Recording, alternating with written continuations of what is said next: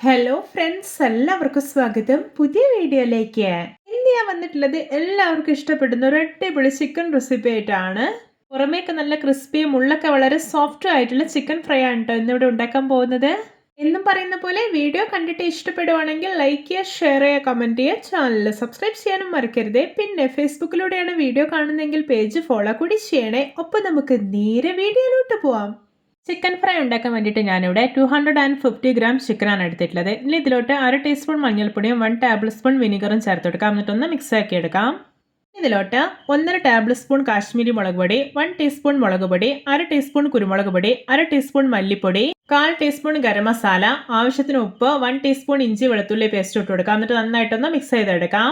പിന്നെ ചിക്കൻ ഫ്രൈക്ക് നല്ല എരിവൊക്കെ വേണമെന്നുണ്ടെങ്കിൽ മുളക് പൊടിയുടെ അളവൊക്കെ നിങ്ങൾക്ക് കൂട്ടിയെടുക്കാവുന്നതാണ്.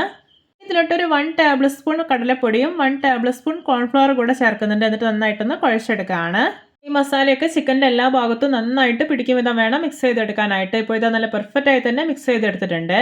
ഇനി ഇതിലോട്ട് കുറച്ച് കറിവേപ്പില കൂടി ഇട്ട് കൊടുക്കുന്നുണ്ട്. ഇനി നമുക്കിത് റെസ്റ്റ് ചെയ്യാൻ വേണ്ടി വെക്കണം. ഞാനിതൊരു 1 അവർ ഫ്രീസറിലാണ് റെസ്റ്റ് ചെയ്യാൻ വേണ്ടി വെക്കുന്നത്.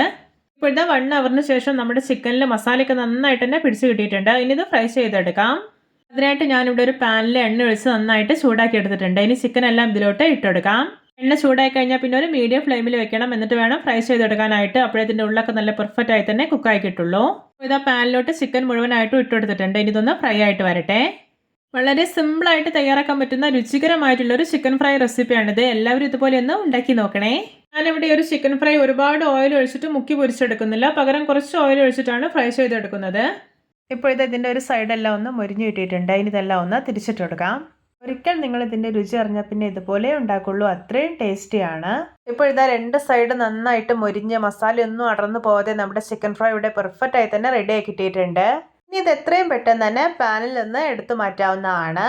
ഇത് കണ്ട ഒട്ടും എണ്ണമയമേ ഇല്ല. നിങ്ങൾക്കിത് ധൈര്യമായി തന്നെ ഉണ്ടാക്കി കഴിക്കാം.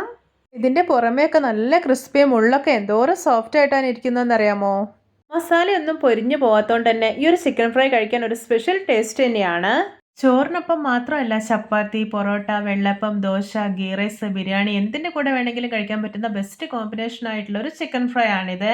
അപ്പോൾ എല്ലാവർക്കും എൻ്റെ perfect and tasty chicken fry recipe ഇഷ്ടപ്പെട്ടെന്ന് വിചാരിക്കുന്നു. ഇഷ്ടപ്പെട്ട സപ്പോർട്ട് ചെയ്യാൻ മറക്കരുതേ. അപ്പോൾ ഇതുപോലെയുള്ള വെറൈറ്റി വീഡിയോകളായി നമുക്ക് വീണ്ടും കണ്ടുമുട്ടാം. Okay, bye bye.